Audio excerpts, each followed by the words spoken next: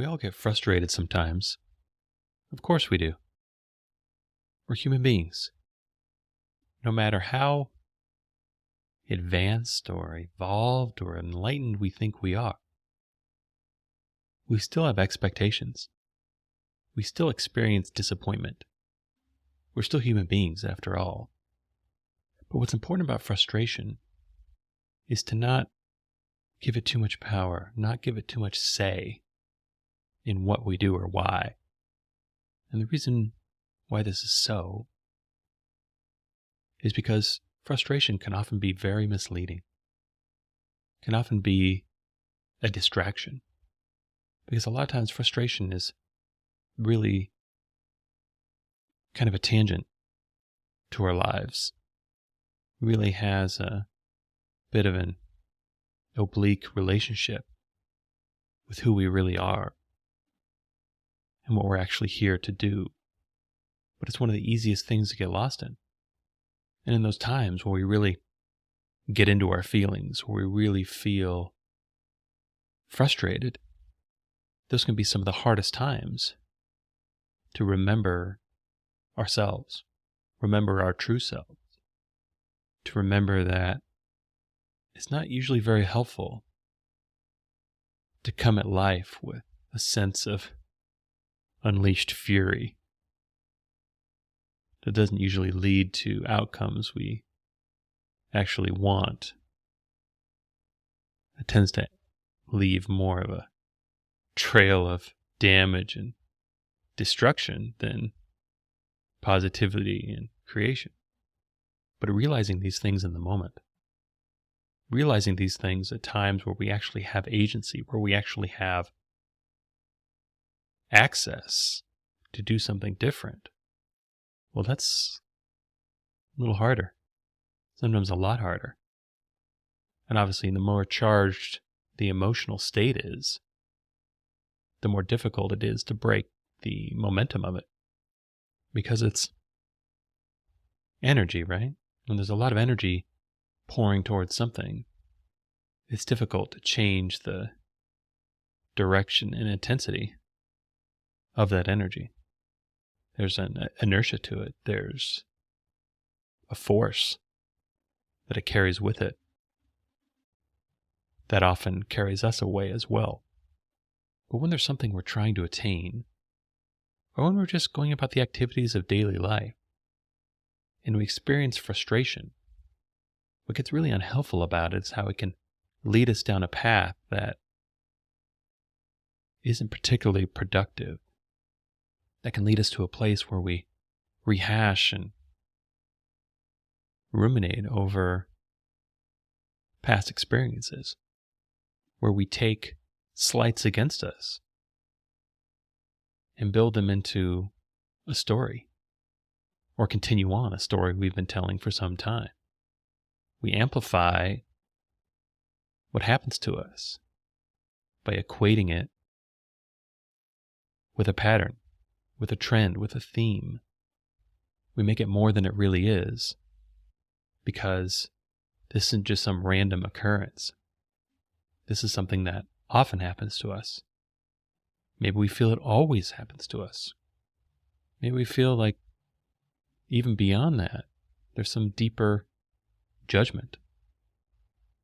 Something like, we can never get what we want. We can never be happy. We can never be the person that we want to be. We can never live the way we want. Because there are too many of these frustrations in the way. That if we could just clear all of these out, that we could just do kind of a once and for all house cleaning and have all these annoyances, all of these obstacles cleared from our life, then we'd be able to do what we want. Then we'd be able to be who we want. Then we'd be able to have the life that we want. We'd actually be able to be ourselves. But of course, life doesn't work that way, right? Obstacles and frustrations or challenges or setbacks, whatever we want to call them, is just part of the deal. We're not guaranteed constant and easy progression. In fact, most of us experience quite the opposite. For most of us, the progress and the growth and the achievement that we attain is hard earned. We may even look back and figure, I'm not really sure the juice was worth the squeeze. I'm not really sure that all this growth and awareness and everything I've gathered throughout my life is really worth the struggle and strain to acquire it. But if we take these sorts of thoughts and we look underneath them, I think with even a moderate amount of self-awareness, we realize a lot of this struggle and strain was optional. A lot of the toll that the frustrations of our life have taken on us has really been more about our own reactions, our own internal conflict, than it has been about the events or circumstances themselves. Because it's really easy when things happen to us that we don't want, or when things happen to us that seem to be obstacles in the way of what we're trying to achieve, or even we feel like things happen that set us back, that diminish us in some way. These thoughts, these judgments about what has happened to us is really what causes the stress and the strain. It's the way we surmise and define what happens to us that causes our reaction. In a really oversimplified way, things like stress and frustration, despair even, aren't universal. You can have two people experience the exact same thing and have completely different responses to it. One person might be completely crushed and gutted over it. Another might be fairly nonplussed and just kind of shrug it off. The event's the same, but the reaction or the response is completely different. And we really start to piece this together for ourselves. The most obvious thing that comes to us is, well, then we actually have a fair amount of agency over how things affect us, at least over the longer term. We're the ones who choose our own beliefs. Because of this, we're the ones that choose how we think about and whether we continue to think about what happens to us. And with something like frustration, it's really easy to get sidetracked. It's really easy to be triggered into following a tangent that isn't really that helpful. Because what do? When we get frustrated with something, the knee-jerk response is to push against it, is to clear it out of our way. So we move our focus from where we're going to clearing this obstacle. But oftentimes it's not as simple as we think it is. The meaning that we attach to this circumstance can sometimes be arbitrary, if not incorrect, but it's the meaning that we act from. It's the meaning that not only defines the circumstance, but dictates our response. So we start to think about things that frustrate us in our life, things that feel like they're in our way, things that trigger emotion that feels negative, that feels bad. And then that emotion triggers reaction. It can be really important to trace a lot of this back, to really look underneath these reactions and really ask ourselves, now wait a minute, is this thing that's happening actually bad? How do I know? Is this story that I'm creating that, this always happens to me, I'm always having to push against something. I'm always having to fight for every little scrap that I get. Whatever the story is. Is it true? See, this is where the two-sided responsibility and agency comes into play. When we realize we're responsible for quite a bit of our experience of life, if we can take that truth, if we can integrate that knowing and really accept and own that responsibility, then what we get access to is agency. What we get access to is freedom. What we get access to is the knowledge that, well, if we've created our lives to this point, and if we've done that creation largely unconsciously, then from this point going forward, we can start to engage in that creation far more consciously. We can do things in a more directed way. We can focus and steer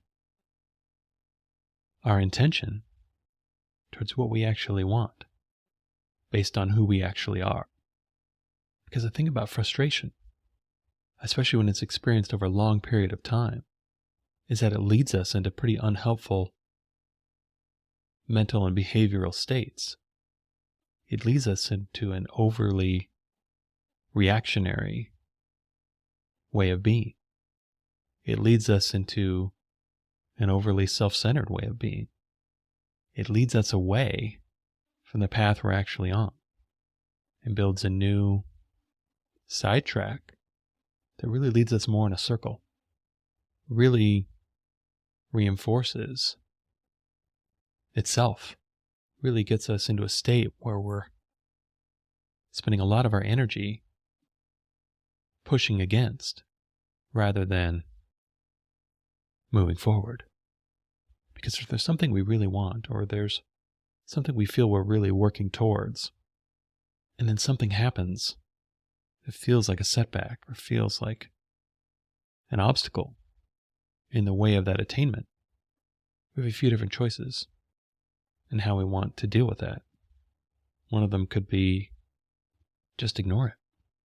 But then obviously the problem with ignoring things is we don't acknowledge what's happening.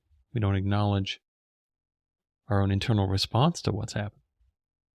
We keep ourselves unconscious. We keep ourselves much more prone to repeating patterns and behaviors over and over and over again. Or we can immediately push back against what's happening.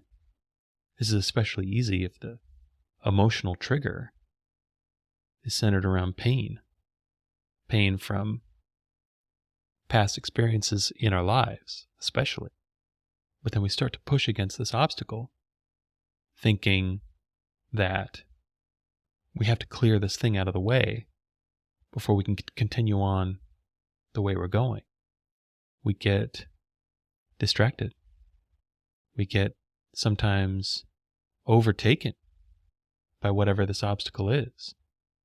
Especially when we built this up in our mind to be really powerful, really responsible for what we've gotten so far, and also responsible for keeping us for what we're trying to attain in the future. The stronger that emotional charge is, the stronger our focus gets, the more forceful our action gets.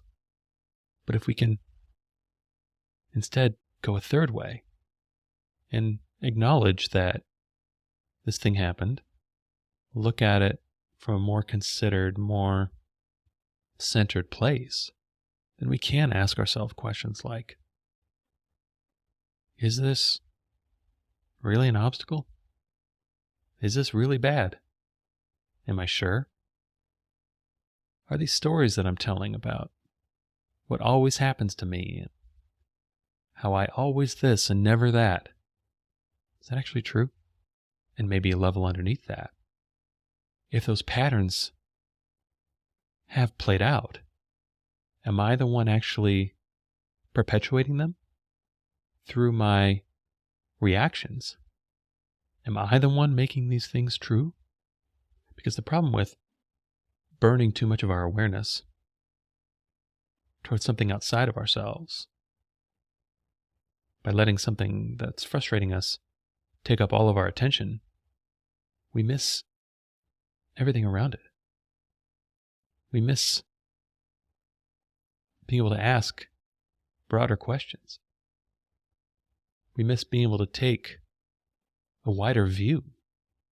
Our perspective gets collapsed down to the engagement and ultimate defeat of whatever this obstacle is, whatever this frustration is.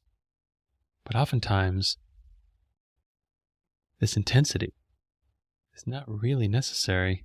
In fact, maybe fairly unhelpful.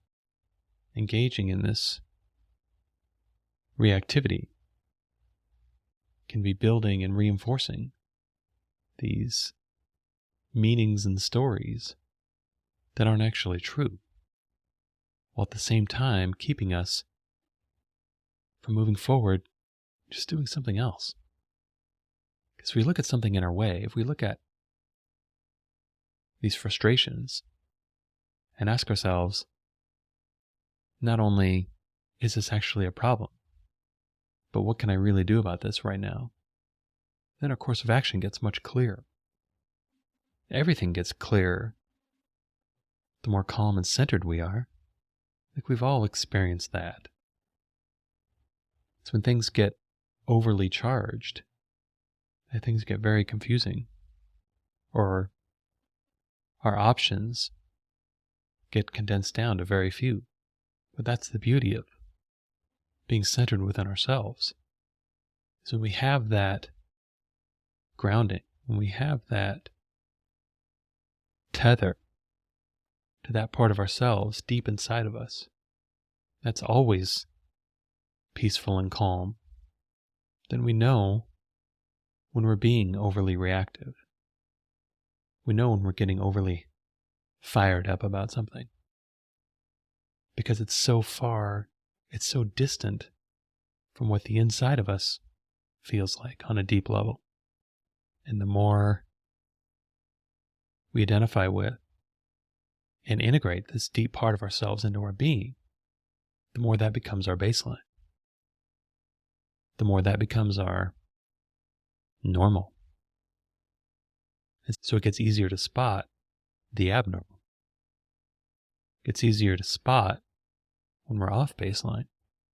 If we're used to just being emotionally reactive all the time, if we're used to just flailing about and jumping from thing to thing to thing, if we're used to applying maximum force to everyone and everything around us, if that's our normal, then trying to change that is a lot harder. So when we're caught up in frustration, when we're caught up in our feelings about our frustration, just taking the time to breathe, taking the time to remember we don't have to fully engage with the intense feelings that are flowing through us. We can breathe. We can let them blow by. We can remember, oh yeah, this feels really strongly because this is actually really important to me. Oh yeah, these feelings are really strong because I've had quite a bit of pain. And these feelings are dredging up pain through association, which may not be completely valid. Oh yeah, this hurts right now because I've chosen to believe that these sorts of things are just what happens to me. And it's only through constant vigilance, constant effort, constant perfection that I can hold them at bay. If we can let these feelings go through us, let these triggered emotions blow by, and not engage with them at their zenith, then some of these other ideas can come up too. if we can let a strong emotion go by us without grabbing onto it, then the language and the meaning and the insight around these feelings can follow. That if we can let the shockwave go by us, then we can stay aware and present for the why that follows. And when we do, we just learned something about ourselves. At the very least, we remembered something about ourselves. And that's really helpful. That's really useful.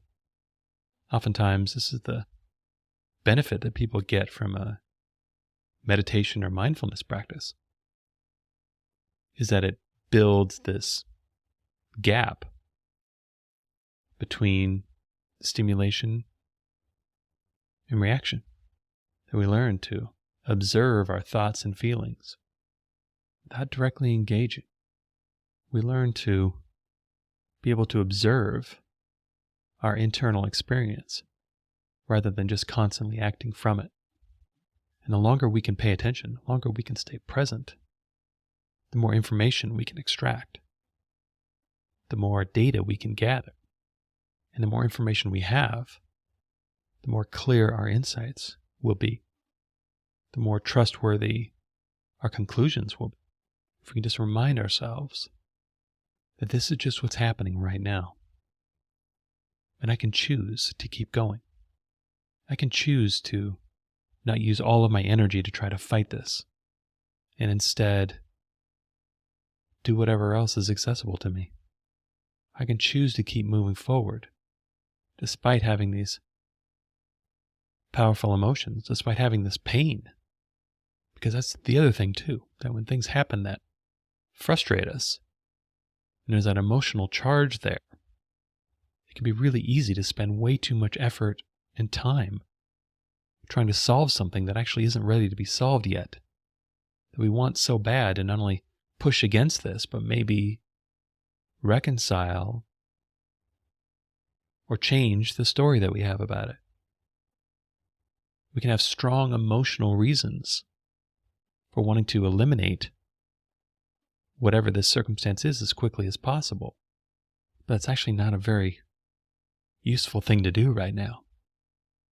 It's not a very efficient way to use our time or energy. We can miss what's actually best to do. Over-focus on whatever we're the most triggered by, whatever is the most reactive that's happening to us right now. But we can change these stories. We can lessen this reactivity by intentionally doing something different, by intentionally not reacting, by intentionally observing and bringing our awareness into what's happening inside of us. Really start to observe and even sometimes question what the circumstance is bringing up within us, learning more about ourselves, inquiring into why we actually do what we do, realizing that when we react a certain way, that even though we think we're solving a problem, sometimes we actually make things worse. Or at the very least, blow things out of proportion and just end up distracting ourselves from what we're doing and delaying ourselves from where we're going. But we can't really have a very clear head about things. We can't really consider things very deeply. We can't really bring a lot of awareness to something when we're overly emotional. And oftentimes we're overly emotional about something because there's something in there we've been ignoring. These emotions have been trying to tell us something. They've reached the intensity that they have because we just weren't listening. And so we listen. We pause. We bring our full awareness into what's happening. We take the time to really listen, really feel it. And then we act from that place. We respond from that place. And we keep moving forward. Maybe this frustration is coming because we've gotten too rigid about what we're doing. Maybe this frustration is coming because we've gotten too rigid in our thinking that things have to be a certain way in order to be good.